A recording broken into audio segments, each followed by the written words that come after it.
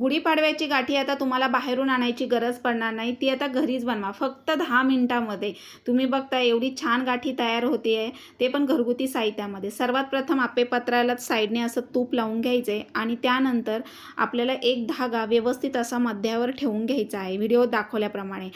त्यानंतर एक कढई तापायला ठेवायची. कढईमध्ये 1 वाटी साखर घ्यायची आहे. 1 वाटी साखर घेतल्यानंतर थोडंसं कमी पाणी घ्यायचं आहे. जेवढी साखर घ्याल त्याला थोडं कमी पाणी घ्यायचं आहे आणि गॅसची फ्लेम हाय ठेवून उकळी आणायची आहे.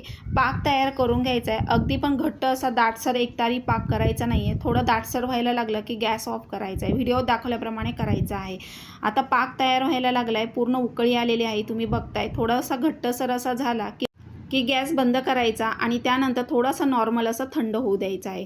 थंड झाल्यानंतर म्हणजे जास्त पण थंड होऊ द्यायचं नाही आहे, थोडासा नॉर्मल झाला की लगेच आपल्याला व्यवस्थित असं आप्पेपात्रामध्ये टाकून घ्यायचं आहे. अर्धाच टाकायचं आहे, पूर्ण भरून टाकायचं नाही. चमच्याने असं मध्यावर व्यवस्थित टाकायचं आहे, जेणेकरून आपली गाठी अशी गोलाकार शेपमध्ये व्यवस्थित तयार होईल.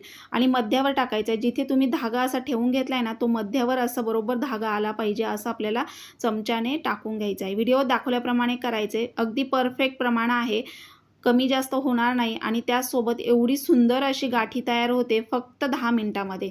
टाकून घेतल्यानंतर एक 5 मिनिटं फॅनच्या हवेखाली ठेवायचं आहे आणि पूर्ण सुकल्यानंतरच आपल्याला असं काढून घ्यायचं आहे. बघा एवढी सुंदर अशी गाठी तयार होते. बाहेरून तुम्ही कधीच विकत आणणार नाही, अगदी घरच्या साहित्यामध्ये फक्त 10 मिनिटांमध्ये तुम्हाला मी दाखवले. तुम्ही हवं तर वेगवेगळ्या प्रकारचा फूड कलर टाकून सुद्धा वेगळ्या कलरची बनवू शकता. नक्की ट्राय करून बघा. थँक्यू.